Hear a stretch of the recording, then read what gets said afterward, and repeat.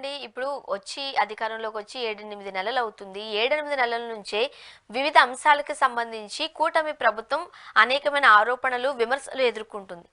చంద్రబాబు నాయుడు గారు దీనికి సంబంధించి తేరుకునే అవకాశాలు ఉన్నాయా? లేదు అనంటే జగన్మోహన్ రెడ్డి గారు ఎలా అయితే ఓన్లీ సంక్షేమ పథకాల మీద మాత్రమే డిపెండ్ అయి కూర్చుని ఈ రోజు ప్రతిపక్షానికి వెళ్ళిపోయారో, ఈ రోజు చంద్రబాబు నాయుడు గారు ఓన్లీ అంటే ఈ కట్టడాలకు సంబంధించో, ప్రాజెక్టులకు సంబంధించో కాన్సన్ట్రేట్ చేస్తున్నారు కానీ పేద ప్రజల మీద కాన్సన్ట్రేట్ చేయట్లేదు. చూసుకుందాంలే, ఎన్నికలు దగ్గర పడే సందర్భంలో ఇచ్చిన హామీలు నెరవేరిస్తే సరిపోతుంది కదా అనే ఒక ఆలోచనలో ఉన్నారు అంటూ కూడా మనం వింటూ ఉన్నాం. నిజమే అంటారా? నమ్మచ్చా? ఫస్ట్ నేను ఎన్నికల హామీలు అమలు చేస్తాను లేదా అమలు చేయను, దీని చుట్టూనే ప్రజలు ఉండరు. ప్రజలు వీతి బాధలు ఉంటాయి. ఇప్పుడు జగన్మోహన్ రెడ్డి గారు 95% ఎన్నికల హామీలు అమలు చేశాడు. ఎందుకు ఓడిపోయినాడు అంటే ఎన్నికల హామీలు అమలు చేస్తాడు ఓడిపోతాడా? ఎన్నికల్లో మీరు ఇచ్చారు హామీ, మీరు ఇచ్చిన హామీనే నాది కాదు. ఇప్పుడు నేను చెప్తున్నా రైతు భరోసా ఉంది, రేపు కేంద్రం 10,000 ఇస్తుంది, రాష్ట్ర ప్రభుత్వం కూడా 3 కంతుల్లో 10,000 ఇచ్చింది అనుకోండి. చెప్పినట్టు ఇలేదు కానీ ఇచ్చాడు అనుకుంటారు. 20,000 అనేది పెద్ద అమౌంటే కదా, సర్దుకుంటారు.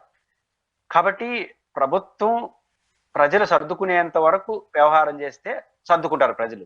అప్పుడు ప్రభుత్వానికి చెడ్డ పేరు రాదు. ప్రజలు సర్దుకోకపోగా నెగిటివ్ వస్తారు కొన్ని సందర్భాల్లో. ఎప్పుడు ఇట్లాటప్పుడే మనం చెప్పేదానికి చేసేదానికి సంబంధం లేని మాటలు మాట్లాడడం, 24 గంటలు జగన్ తిట్టుకుంటా ఉండడం.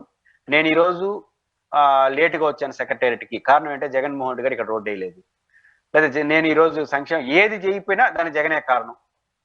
ఏదైనా చేస్తే ఇంత దారుణం చేసేసినా నేను కాబట్టి చేయగలిగిన, చేసింది నేను కాబట్టి, చేయకపోతే జగన్ కాబట్టి.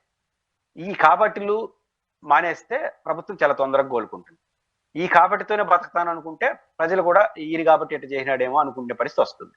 కాబట్టి చంద్రబాబు నాయుడు గారి జగన్నామ స్మరణ ఆపేసి తన పరిపాలన నామాన్ని దప్పిస్తే, తన ప్రాధాన్యతను ముందుకు తీసుకెళ్తే ఖచ్చితంగా చంద్రబాబు గారికి ఇంకా 4 ఏళ్ళు ఉంది కాబట్టి దాంట్లో కూడా ప్రజలు హర్షించే పద్ధతిలో ఉంటే భయపడాల్సిన అవసరం లేదు. సంక్షేమ పథకాలు ఒకటి అటు ఇటు అయినా ప్రజలు అర్థం చేసుకుంటారు. మీరేదో మీరు చేయకుండా మీరు చేయాల్సిన దానికి వచ్చేసరికి మాత్రం జగన్ కాబట్టి చేయలేదని ఇంకా జగన్ నామస్మరణ ఎంత ఎక్కువ చేస్తే జగన్ అంత బలపడతాడు, మీరు అంత బలహీనపడతారు. కాబట్టి జగన్ నామస్మరణ ఆపేసి మనం పరిపాలన చేసుకుంటే ప్రజలు హర్షిస్తారు. లేకపోతే మీరు చెప్పినట్టే జగన్ నామస్మరణ ఈ రోజు మీరు చేస్తున్నారు, ఎన్నికల్లో ప్రజలు చేస్తారు.